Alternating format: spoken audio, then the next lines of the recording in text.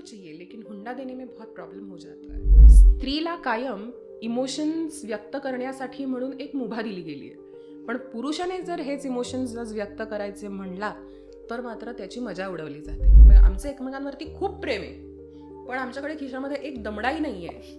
पूर्णपणे credit cards, loans याच्यावरती मी आता लग्न चालवतो, तर ते फार काळ टिकणार नाही. त्या मिस्टरांच्या आईला आणि त्यांच्या मुलांना, अशा म्हणजे त्या चौघांनाही, त्यांना 2 मुलं होती, तर त्या चौघांनाही ती बाई मारहाण करायची दारू पिऊन. आणि कायद्याचं म्हणाल तर कायदा हा दोघांच्याही बाजूने आहे. कायद्याने नाही कुठल्याही पद्धतीचं जेंडर डिस्क्रिमिनेशन केलं आहे. अशी कशी तुला बायको त्रास देते, पुरुषासारखा पुरुष आहेस तू, अशा पद्धतीची वाक्य वापरली जातात. जेव्हा लहानपणापासून एखाद्या व्यक्तीने हेच ऐकलं असेल की मुलीसारखा काय रडतोस, मुलीसारखा काय लाजतोस, मुलीसारखा काय वागतोस, तर तिथे त्या पुरुषाला हे नॉर्मल आहे. आत्ता सगळ्यांच्या चर्चेत असलेला विषय म्हणजे ही सिया गोयलची केस. आणि ह्याच्या आधी सुद्धा एक अशीच केस घडलेली, ती म्हणजे सोनम रघुवंशी हिची केस. तर ह्या केसेसमुळे काय होतं की भारताची जी लग्नसंस्था आहे ह्याच्यावरती खूप मोठं प्रश्नचिन्ह निर्माण होतं. ही लग्नसंस्था कशी आहे आणि याच्यात आपल्याला कायदा काय मदत करू शकतो, तर हे जाणून घ्यायला आज आपल्याकडे आले आहेत ॲडव्होकेट धनश्री दातार मॅडम. तर वेलकम मॅम, तुमचं न्यूज इंटरप्रिटेशनच्या यूट्यूब चॅनलवर खूप खूप स्वागत आहे. तर आम्हाला तुमच्याबद्दल पहिले जाणून घ्यायला आवडेल. मी पुण्यामध्ये गेली 10 वर्ष प्रॅक्टिस करते आहे ॲज अन ॲडव्होकेट. आणि पुणे, मुंबई, नागपूर, छत्रपती संभाजीनगर, अहिल्यानगर अशा वेगवेगळ्या ठिकाणी आम्ही प्रॅक्टिस करतो. आमचं निश आत्ता फॅमिली लॉ, त्यानंतर सायबर लॉ, IP लॉ, यामधलं लिटिगेशन आणि कमर्शियल कॉन्ट्रॅक्ट्स असं आहे. ओके. तर मॅम, फॅमिली लॉचा एक सगळ्यात इम्पॉर्टंट ॲस्पेक्ट असतो तो म्हणजे लग्न. आणि जनरलीच आपल्याला लहानपणापासून असं सांगितलेलं असतं की लग्न म्हणजे एक तडजोड आहे. तर हे कितपत खरं की लग्न म्हणजे फक्त तडजोडच असते का अजून काय असतं त्याच्यात, एक्सपेक्ट काय करावं? मला असं वाटतं लग्न म्हणजे तडजोड असं म्हणण्यापेक्षा आपण म्हणूया तडजोड हा त्या पूर्ण प्रोसेसचा एक छोटा भाग आहे. लग्नसंस्थेमध्ये तुम्ही एकदा आलात की त्यानंतर तिथे फक्त तडजोड आणि केवळ तडजोडीवरच जर ते लग्न चालू असेल तर ते तितके काळ चालणारच नाही. मग त्या लग्नाला काहीच अर्थ उरणार नाही. तिथे थोडंसं प्रेम हवं, रिस्पेक्ट हवा, आणि ती तडजोड दोन्ही बाजूंनी झालेली हवी. म्हणजे कारण आपण जेव्हा असं म्हणतो ना, आत्ता एक सध्या खूप ट्रेंडिंग वाक्य आहे की जर तडजोड करायला लागत असेल तर ते नातं नातं नाही आहे. असं नाही होत. प्रत्येक नात्यामध्ये, मग ते तुमचं नवरा बायकोचं असो, भावा बहिणीचं असो, आई वडिलांचं असो, तिथे ती तडजोड ही असते. कारण 2 व्यक्तींचं एकदम सतत जुळतंय असं नाही होत. पण ते जुळवून घेण्यासाठी म्हणून तुम्ही तुमच्या अशा काय तुम्ही काय त्याच्यासाठी म्हणून पॉइंटर्स ठेवलेत की मला जर एखादी गोष्ट पटते, समोरच्याला जर ती गोष्ट पटत नाही आहे, मग ती आपण दोघंजणं एकमेकांना विचारून चर्चेने ठरवणार आहोत का नाही माझंच खरं असं म्हणणार आहोत, आणि मग समोरच्याला तडजोड करावी लागणार आहे, आणि मग तडजोडीची व्याख्या ठरवून घ्यायला लागेल. बरोबर. तर जेव्हा एखादा मुलगा आणि मुलगी लग्न करणारी आणि त्यांना आपण म्हणू की एकच कुठला तरी खूप इम्पॉर्टंट प्रश्न आहे की हा विचारलाच गेला पाहिजे, तो कुठला असेल? मी असं म्हणेन की 2 गोष्टी आहेत. एक प्रश्न विचारा आणि एक ऑब्झर्वेशन करा.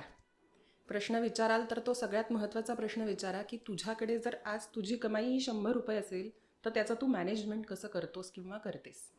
एखादी व्यक्ती स्वतःचे फायनान्सेस कसे सांभाळते यावरून त्या व्यक्तीचं तुम्ही खूप जास्त चांगल्या पद्धतीने त्या व्यक्तीला तुम्ही जज करू शकता. आणि दुसरं म्हणजे ऑब्झर्व करा की कुठलीही जेव्हा घटना घडते, कुठलाही जेव्हा प्रॉब्लेम समोर येतो, किंवा कधी कधी असं होतं की एक अशी सिच्युएशन निर्माण होते की ज्या वेळेला कळतच नाही कोणाला की काय रिॲक्ट करायचं असतं, ही सिच्युएशन कशा पद्धतीने आपण आत्ता हँडल करायची आहे. अशा सिच्युएशनमध्ये ती व्यक्ती कशा प्रकारे रिॲक्ट होतीये हे ऑब्झर्व करा. त्या व्यक्तीच्या रिॲक्शनवरती तुम्हाला कळेल की पुढे जेव्हा आयुष्यामध्ये असेच काही प्रसंग येणार आहेत, त्या प्रसंगांच्या वेळेला ती व्यक्ती आपल्याला त्या प्रॉब्लेममधून तरून नेऊ शकते का आपल्याला त्या प्रॉब्लेममध्ये ढकलून देऊ शकते, ह्याची तुम्हाला पूर्ण गॅरंटी तिथे मिळू शकते. बरोबर आहे. आता तुम्ही जे म्हणालात की ऑब्झर्वेशन करा किंवा ओळखून घ्या, तर असा एक समज आहे की अरेंज मॅरेज थोडंसं सेफ असतं, पण जसं बोललात की ऑब्झर्वेशन इम्पॉर्टंट आहे, तर लव्ह मॅरेजमध्ये ही गोष्ट तर जास्त असते किंवा असायला पाहिजे, बट तरी लव्ह मॅरेजला रिस्की समजलं जातं. तर हे नक्की खरं आहे, म्हणजे हे खरंच असतं का दोन्ही सिमिलरच प्रॉब्लेमॅटिक्स असतात किंवा चांगले असतात? एक खूप महत्त्वाची गोष्ट आहे. आपण म्हणजे ह्यामध्ये पण परत आता आपण दोन त्यामध्ये भाग पाडूयात, की एक त्या दोघांपुरतं हे जेव्हा मर्यादित असतं लग्न, आणि त्या दोघांना जेव्हा काही प्रॉब्लेम फेस करायला लागतात किंवा ते नातं चालवायचं असतं पुढे जाऊन, तर तेव्हाची ती ती एक फेज असते. आणि दुसरं, ह्या लग्नामुळे जेव्हा दोन कुटुंब, समाजातले काही घटक हे एकत्र येतात, आणि मग ह्या दोन्ही गोष्टींचा रित्या होणारा त्या एका लग्नावरती परिणाम. म्हणजेच काय, आपण काय म्हणतोय की लग्न कसं सुरू झालं किंवा लग्न कसं अस्तित्वात आलं, ते लव्ह मॅरेजमधून आलं का ते अरेंज्ड मॅरेजमधून आलं. त्विषा शर्मासारखी केस आहे आपल्यासमोर, अरेंज मॅरेजचीच केस होती. काय झालं? किंवा आत्ता अगदीच आपण म्हणायला गेलो तर लव्ह मॅरेजमध्ये सुद्धा आत्ता असे कित्येक झाले की ज्याच्यामध्ये सुद्धा काही ना काहीतरी वाईट अनुभव लोकांना आलेलेच आहेत. काय झालं? त्यामुळे तुमचं नातं कसं सुरू होतं आणि तुम्ही किती जज करू शकताय समोरच्याला, हे तुमच्यावर अवलंबून आहे. तिथे तुम्हाला काय प्रेशर्स आहेत? तुम्ही आईवडिलांच्या प्रेशरखाली येऊन लग्न करताय, का तुम्हाला खरंच असं वाटतं की मला आयुष्यामध्ये खरंच कोणीतरी एक साथीदार, जोडीदार हवाय? आता सेल्फ प्रायोरिटायझेशनचा विषय निघाला, तर कधी कधी काय होतं की लग्नाच्या वर्षाच्या आतच आपल्याला समजून येतं की आपण रिस्पेक्टेड नाही आहे किंवा काहीतरी प्रॉब्लेम्स येत आहेत, आणि मग डिवोर्स घेतला जातो. पण असा समज आहे की असा खूप लवकर डिवोर्स झाला तर कायदा नक्की कुणाच्या बाजूने झुकतो, असा सर्वसामान्याचा गैरसमज आहे. गैरसमज हा आहे की कायदा हा कायम स्त्रियांच्या बाजूने आहे. आणि त्या गैरसमजाला एक मी छोटासा छेद देईन, की असं नाही आहे. कोणाला त्रास होतोय, कोणामुळे त्रास होतोय, मग त्यामध्ये असणारे तुमच्याकडे पुरावे, आणि नेमका कशाचा त्रास होतोय, मानसिक छळ होतोय, शारीरिक छळ होतोय, का तुम्हाला असं वाटतंय भावनिक छळ होतोय. आणि पैशांच्या बाबतीतला जर छळ असेल, हुंडा मागितला जातोय, तू म्हणालीस तसं रिस्पेक्ट मला मिळत नाही. मला लग्नाच्या पहिल्याच वर्षात हे कळून जातं की मी इथे आहे, पण इथे माझं अस्तित्व काहीच नाही आहे. मग भलेही ते मुलालाही असं वाटू शकतं, मुलीलाही असं वाटू शकतं. किंवा कित्येकदा मी असं ऑब्झर्व केलं आहे की मुलांच्या हे लक्षात येतं की त्या मुलीच्या मनाविरुद्ध लग्न झालं आहे, आणि ती हे बोलू शकत नाही आहे. तिला हे सांगता येत नाही आहे कुठल्याही पद्धतीने की मला या लग्नात राहायचं नाही आहे. तिची पण गळचेपी होते, ह्याचीही गळचेपी होते. कधीच या विषयावरती मनमोकळेपणाने बोललं जात नाही. आणि अशी जर परिस्थिती असेल तर तुम्ही लवकरात लवकर एखाद्या एकतर कपल काउन्सिलरला किंवा एखाद्या ॲडव्होकेटला तुम्ही नक्की भेटा. का भेटा? कारण नेमकं यातलं काय होतंय, त्याची किती ग्रॅव्हिटी आहे त्यावरून ठरेल. पण तुम्ही आता ठरवलं आहे की आता आपल्याला घटस्फोट घ्यायचा आहे, मला या लग्नामध्ये नाही राहायचं आहे, हे जर आता तुम्ही एकदा ठरवलं आहे, तर मात्र तिथून बाहेर व्हा. कारण तरीही बळजबरीने ते लग्न पुढे चालू ठेवायचं आहे केवळ आईवडिलांना वाटतं म्हणून, किंवा मला भीती वाटते त्या लग्नातून बाहेर पडल्यानंतर काय ह्याची म्हणून, आणि मग ते लग्नही चालू आहे आणि मग मी काहीतरी असे एक वेगळे विचार करते की ठीक आहे जाऊ दे, एक घरी काहीतरी मस्त चाललं आहे आणि एक बाहेरही माझं काहीतरी मस्त चाललं आहे. तर अशा पद्धतीने कधीच तुम्ही ते विचारही करू नका. कारण एकदा त्या तुमच्या नात्याला छेद गेलाय तर मग तो गेलाय, मग तो ॲक्सेप्ट करा. हां, आता तो छेद गेला, जसं मी मघाशी म्हणाले तसं, की ती तुम्हाला होडी बुडवायची आहे का ती तुम्हाला त्या नदीतून, समुद्रातून बाहेर काढायची आहे, का तुम्हाला तिची डागडुजी करायची आहे, हे तुम्हाला ठरवायला लागेल. ते आणि किती, परत तेच की किती त्याची ग्रॅव्हिटी आहे. मारहाण होती वगैरे तर अशा ठिकाणी तर राहण्यात काहीच अर्थ नाही. तुम्हाला जरी असं वाटत असेल की माझ्या आईवडिलांचं आता इथे नाचक्की होणार आहे, मी ह्या लग्नात राहिले नाही म्हणून, तरीही घरी निघून या. वाटल्यास एकटे राहा. पण अशा लग्नात राहण्यापेक्षा तुम्हाला समाजाला तोंड देणं हे जास्त सोपं आहे. आणि हा विचार करा. आणि कायद्याचं म्हणाल तर कायदा हा दोघांच्याही बाजूने आहे. कायद्याने नाही कुठल्याही पद्धतीचं जेंडर डिस्क्रिमिनेशन केलं आहे. जेव्हा कायद्याला असं वाटलं की स्त्रियांच्या बाबतीतले जे काही कायदे आहेत ते थोडे तकलादू पडत आहेत, तेव्हा घरगुती हिंसाचार जो आहे, म्हणजे जो कायदा आहे, जो केवळ आणि केवळ महिलांसाठी म्हणून बनवला गेला आहे, तो पिक्चरमध्ये आला आहे. पण ह्याचा अर्थ असा नाही आहे की पुरुषांवरती जर अत्याचार झाले तर पुरुष आज त्याच्याविरुद्ध काहीच ॲक्शन घेऊ शकत नाहीत. आणि म्हणूनच मी मगाशी म्हणाले तसं तुम्ही लवकरात लवकर त्या क्षणी त्या ठिकाणी जाऊन तुमच्या जवळच्या एखाद्या व्यक्तीला किंवा एखाद्या ॲडव्होकेटला, आणि जर तुम्हाला ते नातं वाचवायचं असेल तर कपल काउन्सिलरला जाऊन नक्की भेटा. तर मुलं जेव्हा घरगुती हिंसाचाराचा किंवा त्यांना काहीतरी मेंटली त्रास होतोय या कंप्लेंट रजिस्टर करतात किंवा कुणाला सांगतात, तर समाजामध्ये त्यांची खूप चेष्टा केली जाते. तर हे असं का होतं आणि ह्याच्यावर पुरुषांनी काय रिॲक्शन द्यावी किंवा त्यांना त्रास होत असेल तर कुठे जावं नक्की? खरं तर खरं सांगायचं झालं तर आजही आपल्याकडे हा एक गैरसमज आहे की कायदा हा केवळ स्त्रियांच्या बाजूने आहे. पण प्रत्यक्षात तसं नाही आहे. काही कारणांमुळे आणि कदाचित खूप जास्त केसेस होत असल्या कारणामुळे घरगुती हिंसाचाराचा जो कायदा आला तो फोकस्ड बायकांसाठी आला. पण याचा अर्थ पुरुषांसाठी काहीच कायदे नाही आहेत अशातला भाग नाही आहे. आमच्याकडे खूपच वाईट केस आली होती. ती म्हणजे त्या मिस्टरांच्या आईला आणि त्यांच्या मुलांना, अशा म्हणजे त्या चौघांनाही, त्यांना 2 मुलं होती, तर त्या चौघांनाही ती बाई मारहाण करायची दारू पिऊन. रोज संध्याकाळी ती घरी यायची दारू पिऊन पार्टी करून, आणि ती खूप मारहाण करायची, मुलांना पण मारहाण करायची, आणि सगळा जो काही तिचा दिवसभराचा राग असेल तो ती त्यांच्यावर काढायची. मग अशा वेळेला त्याचे जे काही आता पुरावे आहेत ते आम्ही गोळा केले, आणि त्यांना जी काही मारहाण झाली होती त्याचं अर्थातच मग मेडिकल रिपोर्ट्स वगैरे सगळे गोळा करून आम्ही मग पोलिसांकडे गेलो, आणि मग पोलिसांकडे रीतसर त्याची तक्रार दाखल केली. तर मारहाण कोणीही केली, ती स्त्रीने केली किंवा पुरुषाने केली, जे चुकीचं आहे ते चुकीचं आहे. आजही सुदैवाने कायदा जेंडर डिस्क्रिमिनेशन करत नाही आहे. एक जास्तीचा कायदा आला आहे अस्तित्वात, ह्याचा अर्थ दुसऱ्या जेंडरसाठी आत्ता काही कायदाच अस्तित्वात नाही अशी परिस्थिती नाही आहे. 125 खाली आज पुरुषसुद्धा मेंटेनन्स मागू शकतो. त्यानंतर क्रुएल्टीच्या ग्राउंडवरती आज पुरुषसुद्धा डिवोर्स मागू शकतो. त्यामुळे असं नाही आहे की कायद्याने कुठेही जेंडर डिस्क्रिमिनेशन केलेलं आहे.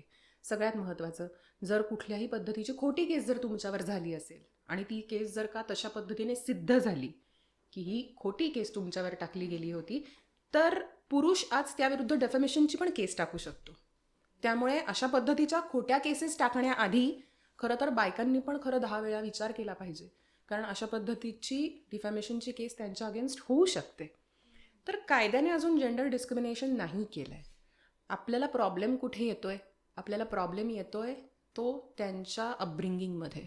हे जे जेंडर डिस्क्रिमिनेशन आहे हे कोण करतंय? हे समाज करतोय.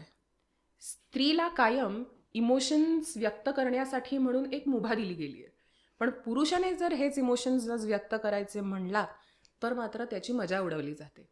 कायमच स्त्रीला एक हळवी किंवा भावनाशील अशा पद्धतीने पोर्ट्रे केलं जातं, पण पुरुषाला मात्र कायम मर्दानी, आणि मग तुला अजिबात कुठेही रडता तू कामा नाही आहे, तुला वाईट वाटताच कामा नाही आहे, अशी कशी तुला बायको त्रास देते, पुरुषासारखा पुरुष आहेस तू, अशा पद्धतीची वाक्य वापरली जातात.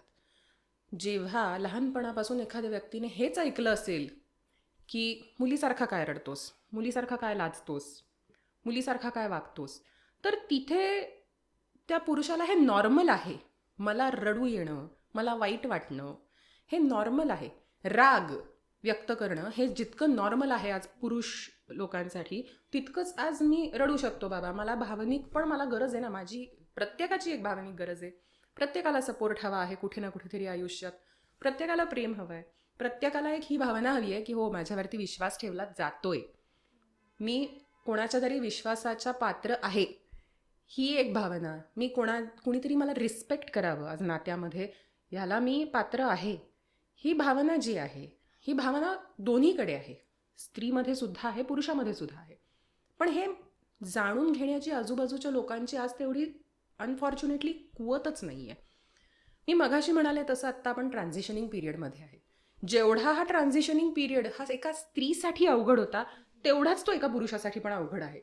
कारण त्यांच्यासाठी पण हे अचानक होणारे बदल आहेत ना कुठल्याही पद्धतीचे.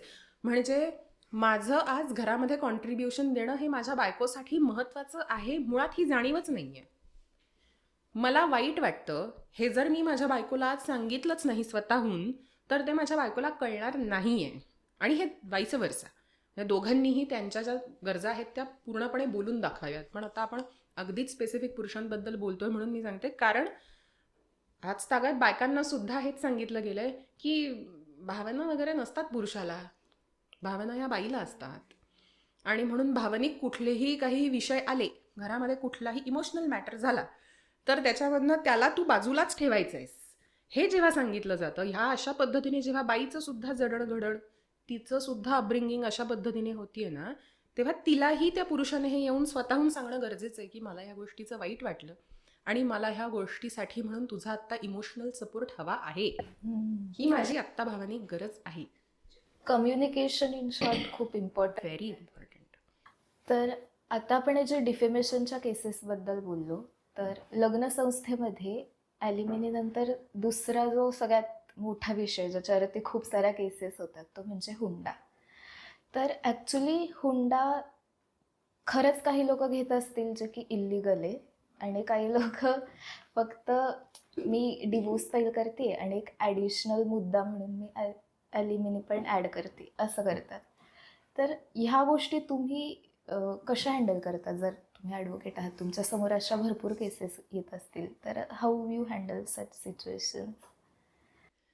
आजकाल ॲल्युमिनी म्हणल्यानंतर मला एक खूपच फेमस वाक्य सध्याच एक गाजतंय इंटरनेटवरती, ते म्हणजे ॲल्युमिनी तो चाहिए लेकिन हुंडा देने में बहुत प्रॉब्लेम हो जाता है. तर ते ती जी आता ही जी काहीतरी एक वेगळीच मेंटॅलिटी आता स्प्रेड होते, I am extremely worried about it. कारण मी सांगते, ॲल्युमिनी किंवा आता आपण ज्याला पोटगी म्हणतो, तर पोटगी ही अशी चला चला आज डिवोर्स फाईल केला म्हणून उद्या हिला पोटगी मिळेल असं होत नाही. त्याचे त्याचे काहीतरी आडाखे आहेत कोर्टाने ठरवून दिलेले.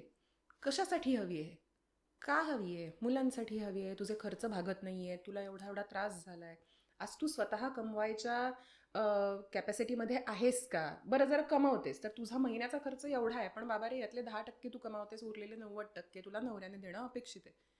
का अपेक्षित आहे? कारण तुमच्या दोघांपैकी कुणीतरी एक जण जास्त कमावतंय, कुणीतरी एक जण कमी कमावतंय. मग कधी कधी तिथे मुलांची जबाबदारी आहे, घरगुती काही जबाबदाऱ्या आहेत किंवा त्या नाही आहेत, पण मी आहे तिथे की मी तुझ्यापेक्षा कमी कमावते आणि आता मला स्वतःला पुढे सर्वाईव्ह होण्यासाठी म्हणून एवढ्या अमाऊंटची गरज आहे, म्हणून पोटगी आहे. बरोबर, पोटगी ही गरज म्हणून आहे, हुंडा ही गरज नाही आहे, हे समजून घ्या. पोटगी ही गरज समजूनच दिली जाते. तुम्हाला 2 करोड हवेत म्हणून उद्या 2 करोड नाही मिळत. त्याच्यामध्ये बऱ्याच वेगवेगळ्या मुद्द्यांवरती चर्चा केली जाते कोर्टामध्ये आणि मग ती पोटगी तिला मिळते किंवा त्याला मिळते. आता जेव्हा आपण हुंडा ह्या विषयावरती येतोय, तेव्हा मी तर कित्येक वेळा असं पाहिलंय की आमच्यामध्ये ही अशी प्रथा आहे की मुलीला आज पूर्ण घराचा सेट द्यायचा. म्हणजे मी कित्येकदा तर मी हेही पाहिलंय की अक्षरशः त्या फ्रीजवर, गाडीवर असं लिहिलेलं असतं, सासऱ्याकडून मला मिळालेलं गिफ्ट किंवा आमचे प्रिय सासरे वगैरे वगैरे यांच्याकडून आम्हाला हा फ्रीज मिळाला वगैरे अशा पद्धतीने. का? कारण ही प्रथा आहे. त्या मुलीला तुम्ही पूर्ण घर द्यायचं, तिचा संसार तुम्ही पूर्ण बसवून द्यायचा, ही कॉन्सेप्ट आहे बऱ्याच घरांमध्ये. किंवा बऱ्याच ठिकाणी असं आहे की नाही नहीं मैं तो गिफ्ट दे रहा हूँ और गिफ्ट तो चलता है, मतलब इतना तो नहीं चाहिए. तर मला असं वाटतं की कुठलीही मागणी हा हुंडा आहे. तुम्ही त्यासाठी म्हणून जर कर्ज काढून जर मुलीला काही देत असाल, जावयाला काही देत असाल, तो हुंडा आहे. खरंच तुमची ऐपत आहे, खरंच तुम्ही तुमच्या 100 रुपयांमधलं काहीतरी 10 रुपयाचं एक गिफ्ट तुमच्या मुलीला दिलंय, ते गिफ्ट आहे. तुम्ही काहीतरी प्रेमाने, लग्न झालं म्हणून काहीतरी दिलंय जावयाला, खरंच दिलंय, प्रेमाने दिलंय, ते गिफ्ट आहे. पण आता ते तोपर्यंत आतमध्ये बारातच आणणार नाहीत काय, ते वरातच आणणार नाहीत, किंवा आम्ही आता लग्नाला बसणारच नाही. आता अशा पद्धतीने जेव्हा अडवणूक करून जेव्हा ते पैसे घेतले जातात किंवा ती काहीतरी एखादी वस्तू घेतली जाते, काही वेळा तर अक्षरशः कॉन्ट्रॅक्ट्स हे होतात, साईन होतात की इतके इतके रुपये तुम्ही आम्हाला दर महिन्याला देऊ लागता, किंवा बिझनेस कॉन्ट्रॅक्ट्स ह्या बेसिसवरती होतात. तर ते लग्न आहे, तो जेव्हा व्यवहार होईल ना, तर तुम्ही त्याला नात्याच्या पलीकडे पाहताय. आणि मग लग्न, नातं आणि व्यवहार, मग ह्या 3 गोष्टी तुम्ही प्रेफरेबली वेगळ्याच ठेवाव्यात. कारण जेव्हा ते तुटतं तेव्हा कायद्याच्या दृष्टिकोनातून त्याला पाहताना खूप अवघड जातं.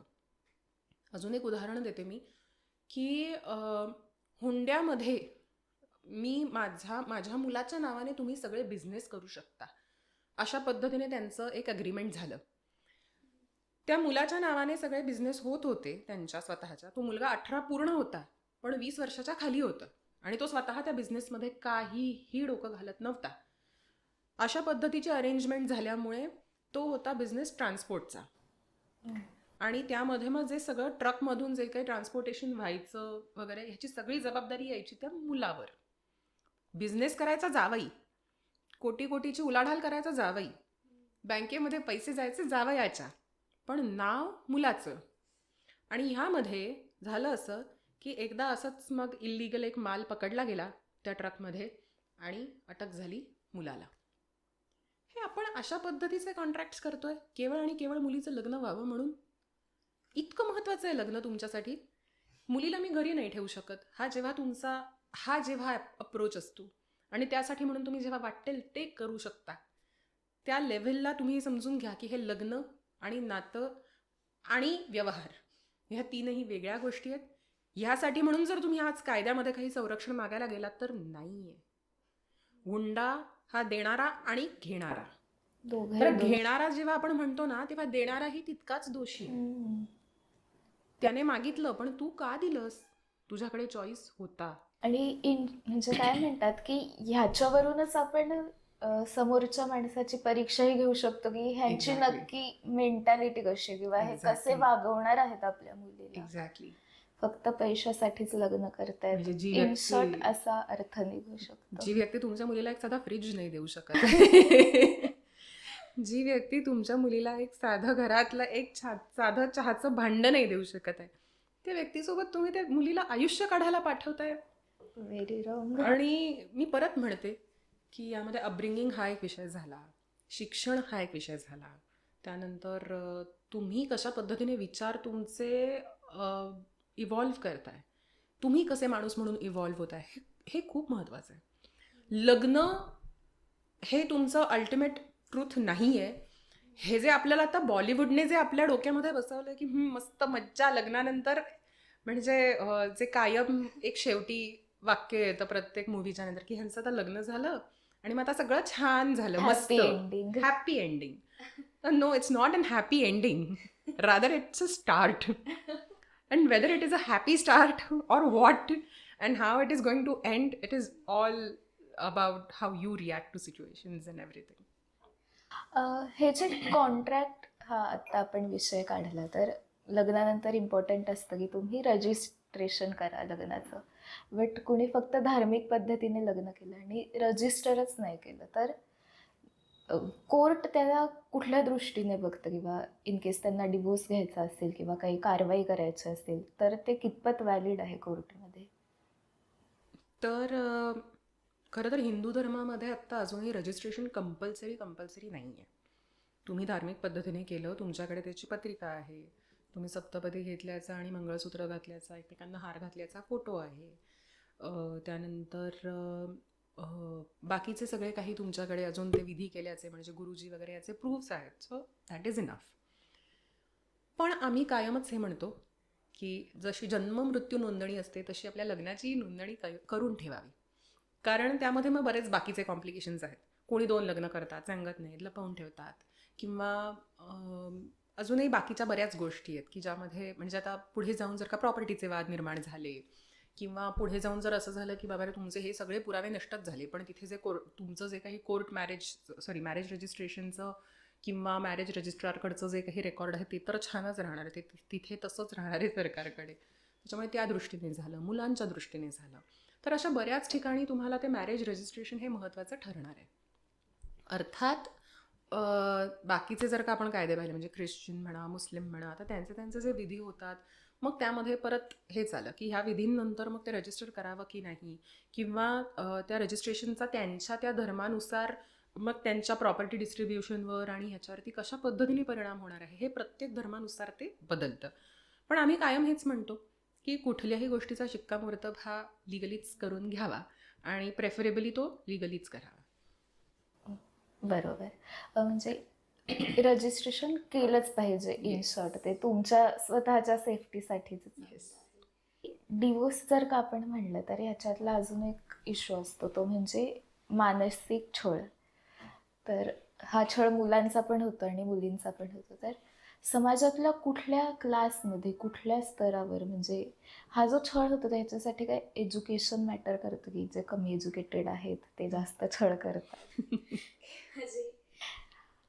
जास्त चांगल्या एरियामध्ये राहतात, त्यांचं सराउंडिंग खूप चांगलं आहे, तर लोकांचा असा विचार असतो की अरे हे फ्रीडम देतील आपल्याला किंवा आपल्याला काही मेंटली त्रास होणार नाही. हे कितपत खरं आहे असं तुम्हाला वाटतं? अगदी खरं सांगायचं झालं तर शैक्षणिक, आर्थिक, सामाजिक जी काही त्यांची बॅकग्राऊंड आहे याचा काहीच फरक पडत नाही. फरक कुठे पडतो तर ती व्यक्ती कशा पद्धतीने, मी मघाशी म्हणाले तसं, तुम्ही त्या व्यक्तीला जेव्हा पारखून घेता ना, तर ती व्यक्ती कशा पद्धतीने स्वतःचे आर्थिक व्यवहार करते आणि कशा पद्धतीने ती कुठल्याही सिच्युएशनला रिॲक्ट करते, ह्या दोन गोष्टी अनफॉर्च्युनेटली खूप महत्त्वाच्या ठरतात पूर्ण लग्नसंस्थेमध्ये. म्हणजे कितीही म्हणलात तुम्ही की नाही माझं आमचं एकमेकांवरती खूप प्रेम आहे, पण आमच्याकडे खिशामध्ये एक दमडाही नाही आहे, पूर्णपणे क्रेडिट कार्ड्स, लोन्स याच्यावरती मी आत्ता लग्न चालवतोय, तर ते फार काळ टिकणार नाही आहे, ते स्ट्रेन होणार आहे. त्याच्यामुळे आपण कितीही म्हणालो की पैसा महत्त्वाचा नाही आहे वगैरे, तर असं नाही चालणार आहे. बरोबर. सांगायचा मुद्दा हा की हिंसाचार आणि त्या व्यक्तीची वागणूक ही त्याच्या आर्थिक, सामाजिक आणि ह्या त्याच्या शैक्षणिक दर्जावरती ठरलेली नाही आहे. खूप शिकलेली व्यक्तीसुद्धा तुम्हाला मानसिक छळ करूच शकते, की म्हणजे सगळ्यांच्या समोर बोलणं, सगळ्यांच्या समोर अपमान करणं, किंवा 4 लोकांसमोर खूप छान गुडी वागणं, पण प्रत्यक्षात खोलीमध्ये आल्यानंतर मात्र काहीतरी वेगळंच भलतंच वागणं, मारहाण करणं. हे माझ्या मते अगदी मोठ्यातल्या मोठ्या घरांपासून ते अगदी लहानातल्या लहान घरांमध्ये सुद्धा आम्ही पाहिलंय. म्हणजे उलट मला असं वाटतं कधी कधी की जेव्हा आमच्याकडे एक अशी केस आली होती की त्या ज्या कामवाल्या मावशी होत्या, त्या म्हणजे घरांमध्ये जाऊन जे आपल्याकडे जे हेल्प असतात, हाऊस हेल्प असतात, त्यांच्या त्या पद्धतीची कामं करायच्या त्या, आणि त्यांच्या नवऱ्याची त्यांना होत होती मारहाण. तर एकदा दोनदा त्यांनी पाहिलं, तिसऱ्या वेळेला त्यांनीच दिली एक ठेवून. आणि ही आज त्या बाईमध्ये हिंमत आहे कारण ती आज बाहेर पडली आहे कामाला, ती आज मुलांना सांभाळते. तिला माहिती आहे की मी जर आज घरामध्ये ह्याचा आवाज नाही उठवला तर उद्या हा माणूस मला काहीतरी करत असतो. आणि मग त्या आल्या होत्या आमच्याकडे. तर अशाही पद्धतीची केस येते. दुसरी अशाही पद्धतीची केस येते की अरे यांनी, म्हणजे अक्षरशः त्या बायका बिचाऱ्या छान सोन्याने हिऱ्याने मढलेल्या असतात, त्या माझ्यासमोर येतात, पण त्यांना एक 200 रुपये देण्याची सुद्धा मला मुभा नसते. कारण आत्ता जर मी हे 500 रुपये तुम्हाला दिले माझ्या बॅगमधले, तर संध्याकाळी माझा नवरा चेक करतो मी कुठे कुठे काय काय खर्च केलेत, मला विचारतो. आणि तो फक्त विचारत नाही, तो शहानिशा करतो. तो ड्रायव्हरला विचारतो मी कुठे गेली आहे, मी नेमकं कोणाला भेटले, मी नेमकं कशा पद्धतीने काय, म्हणजे मी नेमकं काय करतेय, ह्याची तो शहानिशा करून घेतो. तर मला असं वाटतं हिंसाचाराला परत काही क्लास, कास्ट, क्रीड काही नाही आहे. म्हणजे सगळ्यांनाच त्रास होतोय? नाही, असं नाही आहे की सगळ्यांनाच त्रास होतो. आमच्याकडे बरेच जण कपल काउन्सिलिंगसाठी म्हणून सुद्धा येतात, मनापासून येतात. त्यासाठी म्हणून आमची एक वेगळी विंग आहे ज्यामध्ये आम्ही सायकॉलॉजिस्ट्सना अपॉइंट करतो, जे स्पेशलाइज्ड आहेत कपल काउन्सिलिंगमध्ये, आम्ही त्यांना अपॉइंट करतो आणि त्यांच्या नात्यावरती आम्ही काम करायचा प्रयत्न करतो. पण परत मी म्हणाले तसं की त्यासाठी म्हणून तुमचे जे काही ठरलेले जे काही आडाखे आहेत की ह्या व्यक्तीचं माझ्यावरती प्रेम आहे का, हो आहे. ही व्यक्ती माझा आदर करते का, हो करते. ह्या व्यक्तीचा माझ्यावर विश्वास आहे का, हो आहे. आणि मग ह्या तिघांच्या बेसिसवरती मी ह्या व्यक्तीसोबत राहण्यासाठी म्हणून थोडीशी तडजोड करू शकते का, किंवा कर शकतोय का, तर हो करू शकतोय. तर हे जेव्हा होईल ना तुमचं येस येस येस येस, आणि मग त्यानंतर जेव्हा तुम्ही असं वाटतं की नाही आपण काही काही मुद्दे आहेत की जिथे आता पटतच नाही आणि आता अगदी म्हणजे आम्ही एकमेकांचं डोकं भिंतीवर आपटू या लेवलला आमची भांडणं होत आहेत, मग तेव्हा आम्ही कपल काउन्सिलरकडे ते पाठवतो. तर मॅम, ही जी तुमच्याकडे कपल थेरपीची शाखा आहे किंवा एक विभाग आहे असं म्हणू शकतो, तर इंस्टाग्रामवर किंवा कुठल्याही सोशल मीडियावर जे आपल्याला परफेक्ट कपल दिसतं, तर ह्यांच्यात नक्की काय प्रॉब्लेम्स असतात किंवा हे मुखवटा असतो का खरंच ते परफेक्ट असतात, सगळे लोक जेलस होतात किंवा अरे माझं लग्न एकदम असंच पाहिजे, असं जे ओव्हरऑल असतं, तर ह्याच्याबद्दल तुमचं काय मत आहे? सोशल मीडियावरती जे आपल्याला सगळं दिसतं ना, ते सगळं तितकं खरं आहे. आणि त्या भरवशावर मी माझं आयुष्य जर का प्लॅन करत असेल तर माझंच जरा अवघड झालेलं आहे. पण सांगायचा मुद्दा असा की आजकाल हा एक फार नवीन ट्रेंड आहे ओपन रिलेशनशिप्सचा किंवा लिव्ह इनचा. आता ह्या दोन्हीमध्ये प्रॉब्लेम काय, लिव्ह इनमध्ये राहतोय पण आम्ही ओपन रिलेशनशिपमध्ये आहोत, अशाही पद्धतीचे कपल आज मस्तपैकी इंस्टाग्रामवरती छान छान पोस्ट्स टाकत असतात. पण कदाचित आज उद्या परवा मी कदाचित माझ्या वेगळ्याच पार्टनरसोबत आहे, अशाही पद्धतीने त्यांचं हे नातं सुरू असतं.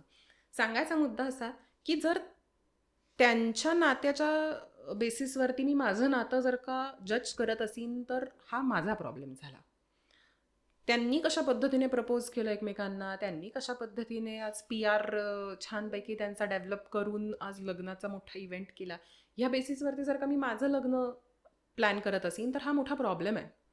कारण ते लग्न कशा पद्धतीने होतं आहे, किती माणसांमध्ये होतं आहे, किती खर्च करून होतं आहे, मला माझा नवरा 1 कॅरेटचं डायमंडचं हे देतोय आज अंगठी का काय, एरोप्लेनमध्ये मला आज प्रपोज करतोय का अजून कुठे प्रपोज करतोय, हा जो काही मुद्दा आहे आणि त्याचं जे काही हाईप आहे आणि मग सगळीकडे त्याची चर्चा होते, मग त्यांना छानपैकी मस्तपैकी तिथे मीडिया कव्हरेज मिळतं वगैरे वगैरे.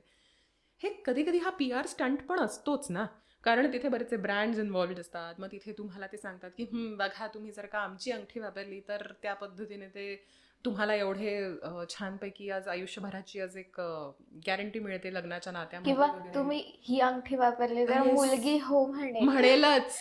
म्हणजे तिथे मग तुम्ही काय वागताय कसे वागताय ते गेलं. Yes. अंगठी बघून मुलगी हो म्हणेल. अंगठी बघून मुलगी हो म्हणेल. किंवा तुम्ही इतक्या रुपयाचा बुके दिला, इतका केक दिला, काहीही होत नाही. शेवटी जेव्हा तुम्ही 24 तास एकत्र राहायला लागता तेव्हा तुमचा वाद हा बेडवरती ठेवलेला टॉवेल आणि स्वयंपाकघरातला राहिलेली खरकटी भांडी ह्याच्यावरच येऊन थांबतो. आणि मग ती कुणी घासायची, कशी घासायची, मुलांना कोणी बघायचं, ह्यावरच सगळं येतं. इन शॉर्ट, तुम्ही रोज कसं एकमेकांशी कम्युनिकेट करताय, रोजचे आलेले प्रॉब्लेम कसे सॉल्व्ह करताय, घरामध्ये तुम्ही 24 तास एकत्र जेव्हा राहायला लागता तेव्हा 5 सेकंदाचं किंवा 30 सेकंदाचं इंस्टाग्रामवरचं रील हे नाही डिसाईड करत की तुम्ही 24 तास घरात कसे राहताय. हे लोकांना नाही माहीत. आणि त्या कपल्सची रियालिटी काय आहे ह्यापेक्षा तुम्ही ते रिअल समजून जर ते इम्प्लिमेंट करायला बघत असाल तुमच्या आयुष्यात मज्जा मज्जा म्हणून, तर तिथपर्यंत ठीक आहे. 2-4 गेम खेळलात त्यांचे बघून, ठीक आहे, तेवढंच करा आणि तेवढ्या पुरतंच ते मर्यादित ठेवा. ह्या पलीकडे जाऊन स्वतःच्या नात्याला, माणसांना, स्वतःला जज करू नका. इतकं सोपं नाही आहे ते. 24 तास एकत्र राहिल्यानंतर मग खरी गंमत कळायला लागते. किंवा तो ऍक्ट सुद्धा असतो कधी कधी. हे Act ही सगळं असतो. स्क्रिप्टेड असू शकतो, कधी कधी खरंच असू शकतं, माहिती नाहीये. पण मी परत तेच म्हणते, सॉरी. नाही नाही, आपण जज किंवा डिसाइडच करू शकत नाही की हे Exactly. खरं आहे का स्क्रिप्टेड आहे का, हे कॅरेक्टर प्ले करताय का काय करताय. म्हणजे आज अशी परिस्थिती आहे की आज AI च्या जमान्यात म्हणा किंवा आधीच्या VFXच्या जमान्यात म्हणा, कधीही एडिटिंग पण इतकं आपल्याकडे आज टेक्नॉलॉजी हे आहे की काहीही कुठेही कसंही आपल्याला दिसू शकतं. बॅकग्राऊंडही आज खरी नसते, काहीच खरं नसतं. मग त्या ठिकाणी आपण हे जजच कसं करायचं की ह्या व्यक्तीचं छान चाललंय बरं का. ब्रँड डील्स असतात, PR असतो, माझे एवढे एवढे मिलियन फॉलोअर्स आहेत आणि मग आता मला एवढे पैसे मिळणार आहेत, आता मला खिसा तर भरायचा आहे ना माझा, मला माझं बँक अकाउंट तर भरायचं आहे. मग त्यासाठी आम्ही दोघांनी केला एक छोटासा डान्स, तर कायच फरक पडतो. तर सो आत्ता आपण जे बोललो की कधी कधी कपल्सला असं वाटत असतं अरे माझं खरंच खूप प्रेम आहे ह्याच्यावर आणि हे डिवोर्सची वेळ येते, तर ते प्रेमापोटी म्हणा किंवा नको बाबा कोर्ट कचेरी, त्यापेक्षा मी सगळे हक्क सोडूनच देते. मग जेव्हा कोणतीही व्यक्ती असा निर्णय घेते की मी सोडून देते, मग हे प्रेमापोटी आहे का किंवा ती कुठल्या तरी दबावाखाली म्हणून हक्क सोडते, तर ह्याच्यातली फाईन लाईन कशी ओळखावी एखाद्याने? मी असं म्हणेन, प्रेम ही एक अशी गोष्ट आहे ना की ज्यामध्ये तुम्ही समोरच्याला कुठल्याही प्रकारचा कुठल्याही प्रकारचं कंपल्शन करता कामा नये. जेव्हा तुम्ही समोरच्याला ते फ्रीडम देऊ शकताय ती व्यक्ती जशी आहे तसं राहण्याचं, जिथे ते कंट्रोल येतो ना तिथे, की नाही माझं तुझ्यावरती प्रेम आहे, मग आता मला तू माझ्यासोबत हवाच आहेस किंवा हवीच आहेस. This is not maturity, this is control. नात्यामध्ये आपल्याला मॅच्युरिटीची गरज आहे. तू मला माझ्यासोबत हवीच आहेस. का हवी आहेस? माझं प्रेम आहे म्हणून. मग ते प्रेम नाही आहे, तो आग्रह आहे. हा आग्रह असता कामा नये. प्रेम आहे, पण माझं इतकं नक्कीच प्रेम आहे की तू तुझी राहू शकतेस किंवा तू तुझा राहू शकतोस. तुला तुझा चॉईस जो आहे तो तर असायलाच हवा ना. माझं तुझ्यावर प्रेम आहे पण तुझं माझ्यावर प्रेम नाही, हे ॲक्सेप्ट करायची माझ्यामध्ये तेवढी ताकद हवी. म्हणजे माझं तुझ्यावर प्रेम आहे पण तुझं माझ्यावर प्रेम नाही आहे, तर हे मी इगोवर नाही घेता कामा. तो म्युच्युअल रिस्पेक्टचा भाग झाला की माझं खूप प्रेम आहे पण ठीक आहे चल, तुझं नाही आहे माझ्यावर प्रेम, तर तू तुझ्या मार्गाला लाग, मी माझ्या मार्गाला लागतो. आणि म्हणूनच तर मी म्हणते ना की तिथेच ती गल्लत होते कायम. मला समाजासाठी वगैरे एकत्र राहायचं आहे हे तर मुद्दे आले, हे तर एक म्हणजे एक वेगळाच भलताच प्रॉब्लेम झाला. पण म्हणजे सोडून द्यावं अशा वेळेला जास्त ताणू नये. हां, आता मी हिला कोर्टाच्या फेऱ्या करवणार म्हणून जर तुम्ही ते सोडून देत नसाल तर आधी मग स्वतःवर काम करा. कारण तुम्हाला मग सेल्फ ग्रोथकडे लक्ष देणं हे फार गरजेचं आहे अशा ठिकाणी. पण जर खरंच प्रेम असेल तर ठीक आहे, मग तू तुझी ग्रो हो, मी माझा ग्रो होतो किंवा वाईस वर्सा. तर अशा पद्धतीने जेव्हा तुम्ही त्या नात्याकडे बघू शकाल तेव्हाच मी म्हणते तुम्ही मेंटली केपेबल आहात कुठल्याही लग्नाला पुढे नेण्यासाठी. मग भलेही ते त्या व्यक्तीसोबत असेल किंवा अजून कोणासोबत असेल. आता हे सगळ्या मुद्द्यांचा विचार केला एखाद्या मुलाने किंवा मुलीने, आणि तिला वाटलं की अरे माझे पॅरामीटर्स मॅच नाही होते, आणि ठरलेलं लग्न मोडलं. आईबाबांनी प्रेशर टाकतायत पण मुला मुलीला करायचंच नाही, आणि आईबाबांच्याही मनात भीती असते की हिचं लग्न मोडलं तर काय बोलतील लोक. तर जनरली काय असतं की मुलींनाच अशा सिच्युएशनमध्ये जास्त दोषी धरलं जातं की अरे मुलाची जरी चूक असली तरी हिच्यातच काहीतरी फॉल्ट असेल, हिचं पुढे लग्न ठरेल कसं, हे सगळे प्रश्न आईवडिलांसमोर दिसतात. तर मुलींकडे किंवा मुलांकडे सुद्धा असे काय ऑप्शन्स आहेत की ज्याने ते आईबाबांना थोडं थांबा किंवा स्वतःचे निर्णय घेऊ शकता? बापरे, एकाच प्रश्नामध्ये खूप सारे सामाजिक प्रश्न मांडलेस तू. तर मी असं म्हणेन की ह्यासाठी म्हणून तुम्ही किती स्वतःला प्रायोरिटाईज करताय एक माणूस म्हणून, हे फार महत्त्वाचं आहे. म्हणजे लग्न ही माझी आयुष्यभराची कमिटमेंट असणार आहे. ते असं नाही आहे म्हणजे आता जो इव्हेंट झाला आहे की अरे वा मस्त, हळदी, त्याच्यानंतर संगीत, मेहंदी आणि मग लग्न आणि मग तो इव्हेंट झाला की झाला. नाही, ते नातं आहे. ते तुम्हाला टिकवावं लागतंय का तुम्ही सहजरित्या त्यामध्ये राहू शकताय, हा एक फार महत्त्वाचा प्रश्न आहे. जर तुम्हाला असं वाटतंय की मी ह्या लग्नामध्ये आत्ता एंटर झाल्यानंतर मला हे काहीही करून निभावायला लागणारच आहे, हे जर प्रेशर असेल, किंवा माझं दुसरीकडे प्रेम आहे आणि मला आता इथे नाही करायचं आहे लग्न, जे आपण आता रिसेंटली एका केसबद्दल आपण खूपच पाहतोय, आणि मी हे घरच्यांना सांगू शकत नाही आहे, तर फक्त हे समजून घेण्याचा प्रयत्न करा की याचाच अर्थ असा, जर ही मुलगी जर किंवा हा मुलगा जर आपल्या घरच्यांशी हे बोलूच शकत नसेल किंवा तो बोलून सुद्धा त्याच्या घरचे हे समजूनच घेऊ शकत नसतील, तर हे आधी समजून घ्या की त्यांचं एक फॅमिली स्ट्रक्चर हे किती तकलादू आहे. प्रचंड तकलादू आहे हे कुटुंब.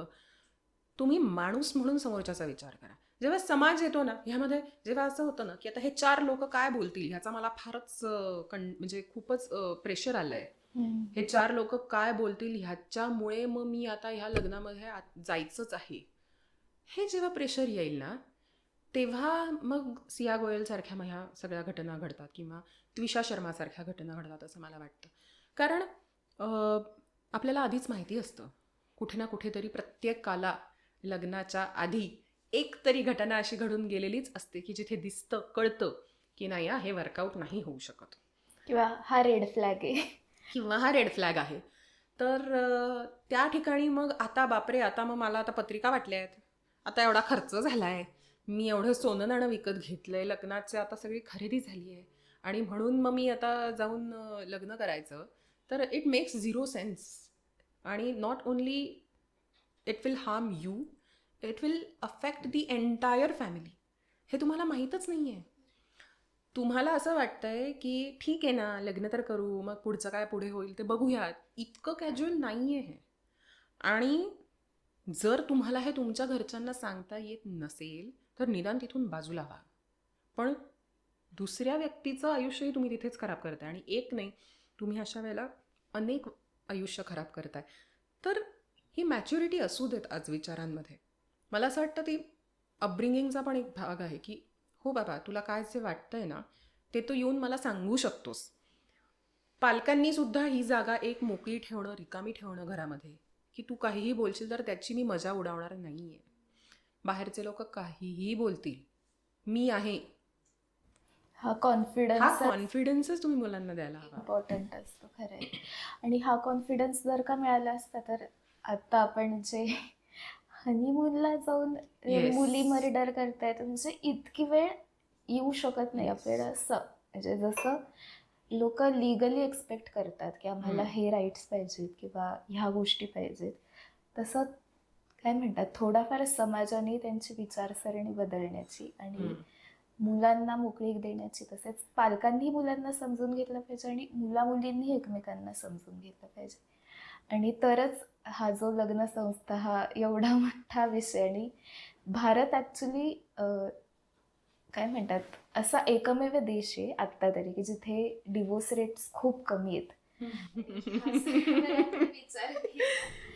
तर अशीच आपली म्हणजे हाच ट्रेंड थोडक्यात कंटिन्यू राहू शकेल. पण मी म्हणते परत हेच आहे ना की भारतामध्ये डिवोर्सचं प्रमाण कमी आहे. हे आपण कुठल्या बेसिसवर म्हणतोय? म्हणजे भारताची लोकसंख्या, भारतामध्ये होणारी लग्न, त्याचं प्रमाण, ते कशा पद्धतीने होतं. बरं, परत असं आहे की आपल्याकडे किती लग्न होतात एखाद्या व्यक्तीची. मग अशी जो आपला विषय झाला की एखाद्या मुलीचं लग्न मोडलंय किंवा एखाद्या मुलाचं लग्न मोडलंय म्हणजे तोच दोषी असणार, आणि मग पुढचं लग्न व्हायला होणारे त्रास. आणि मग एखादी व्यक्ती जेव्हा बिनलग्नाची राहते तेव्हा त्या बाईकडे आणि पुरुषाकडे बघण्याची असलेली एक वेगळी नजर, त्यांना दिली जाणारी एक वेगळी ट्रीटमेंट, या सगळ्याचा खूपच फरक पडतो. त्यामुळे भारतामध्ये अजूनही डिवोर्स हा टाबू आहे. आपण डिवोर्स रेट आपल्याकडे कमी आहे हे अभिमानाने सांगायची अजिबात गोष्ट नाही आहे, मी म्हणतो. कारण त्याच एका लग्नामध्ये राहून मी छळ सहन करते, त्याच एका लग्नामध्ये राहून मी मानसिक छळ, भावनिक छळ तर सहनच करते, पण याही व्यतिरिक्त मी माझ्याहीकडचं अजूनही काहीतरी गमावून बसली आहे. किंवा माझं आता लग्न चालू आहे, मला काही ह्या बाईमध्ये इंटरेस्ट नाही आहे म्हणून मी अजून बाहेर जाऊन 4 ठिकाणी अफेअर्स करतोय. किंवा आता आम्हाला दोघांनाही मूल होत नाही म्हणून आम्ही आता असं ठरवलंय की आपण आता ओपन रिलेशनमध्ये राहायचं, पण लग्न मात्र आहे बरं का आमचं. लग्न झालेलं आहे पण आम्ही ओपन रिलेशनमध्ये आहोत. मग तू तुझ्या पद्धतीने बघ बाबा कोणीतरी, मी माझ्या पद्धतीने बघतो, ज्याला जेव्हा वाटेल तेव्हा घरी या वगैरे. ह्याला आपण आता नॉर्मलाइज करायला लागलो आहे जस्ट बिकॉज आपल्याला असं म्हणायचं आहे की डिवोर्स नाही घेतला पाहिजे. काहीही होऊ देत, पण नाही हिने लग्न निभावलं, त्याने लग्न निभावलं, किती प्रॉब्लेम आला तरी ह्याचं कौतुक केलं जातंय. आपण या गोष्टी ग्लॉरिफाय करतोय अनफॉर्च्युनेटली. म्हणूनच मी पहिलं जसं म्हणाले तसं तडजोड. तुम्ही कॉम्प्रोमाइज काय करताय नेमकं, आणि काय केलं पाहिजे नेमकं कॉम्प्रोमाइज. म्हणजे तुम्ही तुमचं पूर्ण आयुष्यच कॉम्प्रोमाइज करत असाल, तुम्ही जर स्वतःला माणूस म्हणून विसरूनच जात असाल, तुम्ही जर तुमची स्वतःची आयडेंटिटी पूर्णपणे गमावून बसत असाल त्या पूर्ण लग्न संस्थेमध्ये, तर त्या लग्नाला काय अर्थ आहे? You are suppose to grow with each other. You are not supposed to get suppressed by someone else, or you are not supposed to suppress the other person. Correct. You are supposed to grow. Grow and let other grow. Yes, and let other grow. तर thank you so much ma'am की तुम्ही ओव्हरऑलच लग्नाबद्दल आणि लग्न संस्थेबद्दल आमच्या सगळ्यांनाच खूप इम्पॉर्टंट अशी माहिती दिली, आणि ह्याचा उपयोग जे नवीन लग्न करणार आहेत आणि जे ऑलरेडी लग्नात आहे ह्या सगळ्याच प्रेक्षकांना होईल. तर थँक्यू. Thank you.